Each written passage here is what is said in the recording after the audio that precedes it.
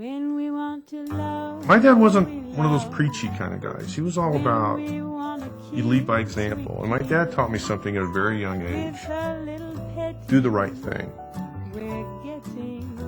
If you live by the credo, do the right thing, you're going to live a long and happy life.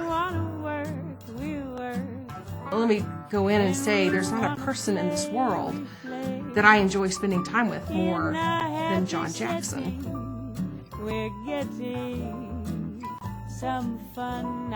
Laura and I grew up in the same neighborhood in Oklahoma. I have a very distinct memory of him telling me, don't you ever get married without talking to me first.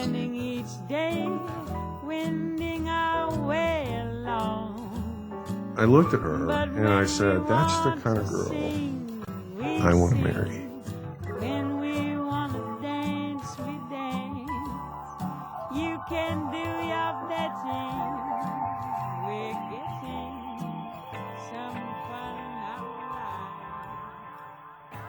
I mean, he liked to shop at Home Depot, so common sense would say, well, just get a job there and life will be great. And it was not great. I would get up at 2:45 in the morning. I'd be at a store by 4. Man, day after day, week after week, just crazy putting in hours. I didn't really get to see my dad, and my mom was always working or taking care of Wyatt. And especially after Wyatt was born, I really felt like a single parent. I'd be lucky to get home before 8 or 10 o'clock at night. When he was home, he was a zombie. And so not only did I not have him physically there with me, but when he was there, he wasn't the same person. I came home one day and I picked up my son, Wyatt, who was 12 months old. Wyatt. And he looked at me. And as a parent, anybody whose parents will know what I mean when I say this, he didn't know who I was. We started noticing Wyatt from a very young age. He was just not a happy, content child. And he was a really challenging boy. So constantly worrying me in the back of my mind is what is wrong here. There were moments where we didn't know, could he be autistic? So we go and we do all this testing. They had this big report and I'm having those thoughts of, gosh, isn't my mom going to feel bad for me? Aren't my friends going to feel bad for him? Isn't this going to be, gosh, I've got all these people that I can tell and, isn't this a terrible situation?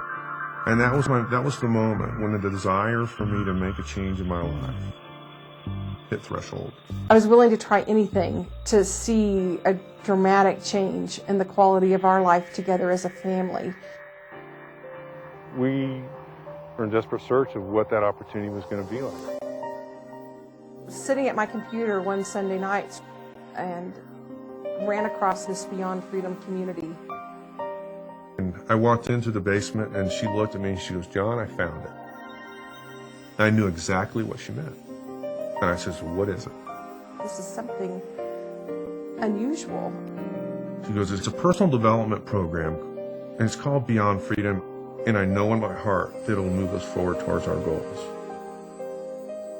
And when I plugged myself in and realized this could be the real deal, and not only is this going to get you out of your job at Home Depot, but this could take us farther than we have even thought possible for us.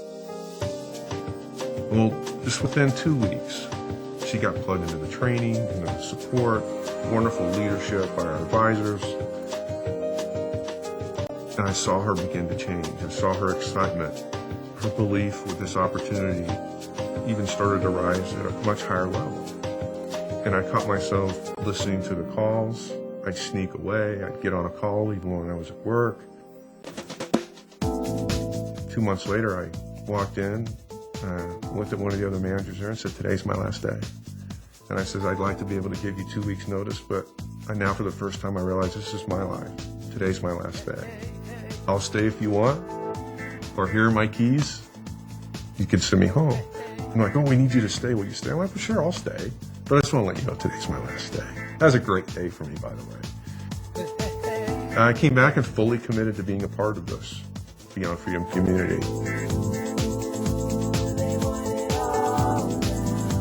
Even just 3 weeks into Beyond Freedom, my thinking had changed to the point where my attitude, which if they say attitude is 90% of the battle, my attitude would transfer to Wyatt's attitude, and if he did not perceive there to be a problem, he wasn't going to respond like there was a problem, and he would never, ever operate within those limitations that I put on him.